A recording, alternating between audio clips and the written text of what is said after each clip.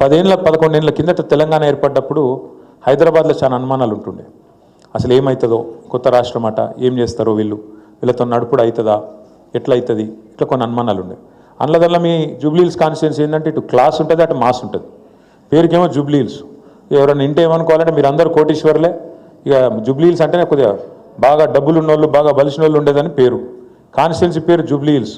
కానీ మరి లోపల పోతే మాత్రం మొత్తం బస్తీలు, మొత్తం స్లమ్స్.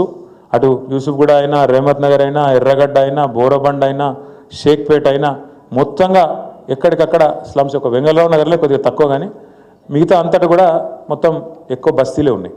మరి బస్తీలలో ఉండే పేదలకు కేసీఆర్ గారు ఏం చేసిండో ఒక్కసారి యాద్ చేసుకోమని చెప్పి నేను కోరుతా ఉన్నాను. 10-12 ఏళ్లలో కేసీఆర్ గారి నాయకత్వంలో, ఆ రోజు మాగంటి గోపీనాథ్ గారి నాయకత్వంలో ఏమేమి జరిగినాయి ఒకసారి యాద్ చేసుకోండి. 1 కాదు, 2 కాదు, 1,00,000 మంది పేదలకు మనం ఆనాడు మన ప్రభుత్వంలో జీవో నంబర్ 58 కింద 59 కింద 1,00,000 మంది పేదలు, గూడు లేని వాళ్ళు అక్కడనో ఇక్కడనో 60 గజాలు, 40 గజాలు, 30 గజాల మరి ఆడపోయి ఒక గుడిసెనో ఒక చిన్న రేకుల షెడ్ వేసుకుంటే 1,00,000 మందికి పట్టాలు ఇచ్చిన నాయకుడు కేసీఆర్ గారు హైదరాబాద్లో అనే మాట నేను మీకు యాద్ చేస్తున్నాను. ఇవాళ ప్రభుత్వం ఎట్లుందండి? ఇవాళ పేదవాడు ఎక్కడన్నా గవర్నమెంట్ జాగాలు ఎక్కడన్నా దొరకక దిక్కులేక నాలా పక్కనో ఆన్నో ఇన్నో కట్టుకుంటే వచ్చి నిర్దాక్షిణ్యంగా హైడ్రా హైడ్రా అని చెప్పి ఏడుస్తుంటే, మొత్తుకుంటే కాయిదాలు ఉన్నాయి, చూడరా కోర్టు ఆర్డర్ ఉందంటే కూడా నిర్దాక్షిణ్యంగా కూల్చిపారేసి మీరేమైనా చేసుకొని ఎవరికి చెప్పుకుంటారో చెప్పుకోండి అని చెప్పి ఒకళ్ళు హిందూ ముస్లిం అని కూడా లేదు, ఇష్టం వచ్చినట్టు కూలగొట్టాడు. గరీబోడైనా ఎవడైనా చూడకుండా కూలగొట్టి పారేస్తూ ఉన్నారు. పోనీ ఈ సూత్రం అందరికీ ఉన్నదంటే అందరికీ లేదు. హైడ్రా అనేది పెద్దల పాలిట మాత్రం వాళ్ళనేం ముట్టది, వాళ్ళనేమన్నది. ముఖ్యమంత్రి రేవంత్ రెడ్డి ఆయన సొంత ఇల్లు కొడంగల్లో కుంటల కట్టిండు. ఆ కుంట పేరు రెడ్డి కుంట. కొడంగల్ ఆయన ఇల్లు ఎక్కడైతుందో కుంటలు ఉంటుంది ఇల్లు, ఆయన ఉండే ఏరియా పేరే రెడ్డి కుంట.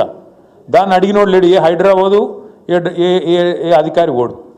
వాళ్ళన్న తిరుపతి రెడ్డి, రేవంత్ రెడ్డి వాళ్ళన్న తిరుపతి రెడ్డి దుర్గం చెరువు FTL లోపల కట్టిండు ఇల్లు. దాన్ని అడిగేటోడు లేడు, హైడ్రా పోదు ఆడికి, అలా కనబడదు అది. అట్లాగే రెవెన్యూ మంత్రి పొంగులేటి శ్రీనివాసరెడ్డి ఆయన జోర్దార్ బంగ్లా కట్టిండు చెరువు బఫర్లా, దానికాడికి పోదు. ఇంకొక పెద్ద మనిషి ఉన్నాడు KVP రామచంద్రరావు, ఆయన చెరువు పక్కనే కట్టిండు, దానికాడికి ఓరు. ఇట్లా చెప్పుకుంటూ పోతే ఒక 50-100 మంది పేర్లు ఉన్నాయి కాంగ్రెస్ వాళ్ళు. ఎవ్వల ఇంటికాడికి మాత్రం హైడ్రా పోదు, కులగొట్టే దమ్ము లేదు. కాంగ్రెస్ వాళ్ళు ముట్టది, అధికార పార్టీ వాళ్ళు. అంటే అధికార పార్టీకి చట్టం అనేది చుట్టం. గరీబ్ వాళ్ళకి మాత్రం హైడ్రా అనేది ఒక భూతంలాగా మీదపడి ఇవాళ ఎక్కడ పడితే అక్కడ విచ్చలవిడిగా.